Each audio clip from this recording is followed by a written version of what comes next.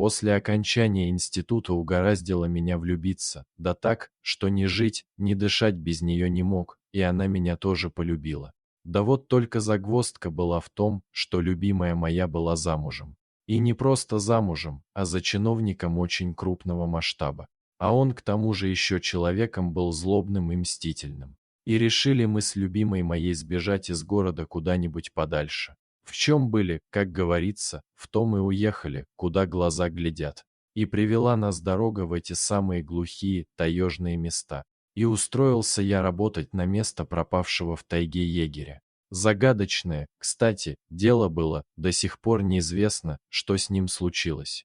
Поселились мы в домике того самого бывшего егеря в тайге, в нескольких километрах от деревни.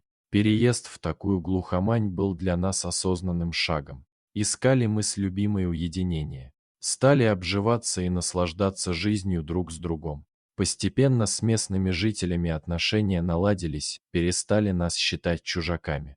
Я хоть был и необщительным, но работу свою знал хорошо и выполнял добросовестно, спуску никому не давал, все деревенские понимали, что в тайге должен быть порядок и поддерживали меня в моем нелегком деле. Приходилось и с браконьерами сталкиваться, и чересчур наглым представителям власти отпор давать, а то они считают, что им все дозволено. Так прошло 2 года с тех пор, как мы сбежали из города. В один из дней принес я в нашу избушку раненого волчонка и поручил жене его лечить, выхаживать. Мать.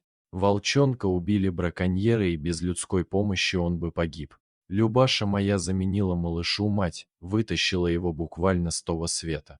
На ноги поставила, выкормила из бутылки с соской, ночами не спала, сидела рядом с ним. Волк вырос, окреп и в тайгу ушел, даже не попрощался. И вот примерно через год после этого пошел я на обход по большому кругу, а это значит на 3-4 дня. Любаша на хозяйстве осталась, ей было не привыкать. И как раз в это самое время ее бывший муженек в избушку нагрянул. Оказалось, что с тех самых пор, как мы уехали, он искал нас. Не было ни дня, чтобы он не думал о мести. 3 года у него ушло на то, чтобы вычислить, где мы. Ведь даже своим родителям мы не сообщали о себе ничего. Наверное, он долго за нами наблюдал и ждал подходящего момента. И дождался, когда я наконец-то ушел из дома. От сильного удара тупым предметом по голове Люба потеряла сознание. Когда очнулась, был уже вечер. Лежала она в тайге, а в каком месте, понять не могла. Скорее всего, где-то далеко от нашей избушки. Руки и ноги были сильно связаны за спиной, рот заткнут какой-то тряпкой, да так, что ни крикнуть, ни пошевелиться не было никакой возможности. В таком состоянии человек вряд ли долго протянет. Еще и дикие животные быстро сделают свое дело, и концов никаких не найдешь. На то, видимо, у подонка и был расчет. Так что это была верная смерть. Руки и ноги затекли, тело стало деревянным. Вдруг сквозь остатки сознания Люба почувствовала горячее дыхание. Кто-то явно ее обнюхивал. Она с трудом повернула голову и увидела во тьме горящие глаза. Это волк. Сомнений не было. Ну вот и все пронеслось у нее в голове. Но тут произошло нечто невероятное.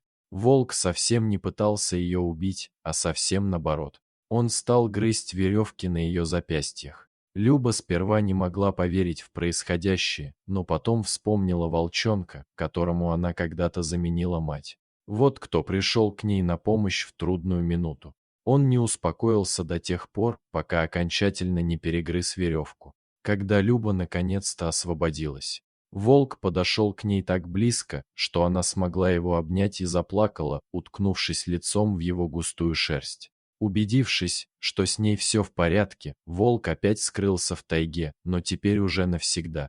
Когда рассвело, Любаша смогла добраться до избушки, а потом и до деревни. Там она все рассказала участковому, завели уголовное дело, но его пришлось быстро закрыть, потому что вскоре охотники нашли растерзанное тело злодея в тайге.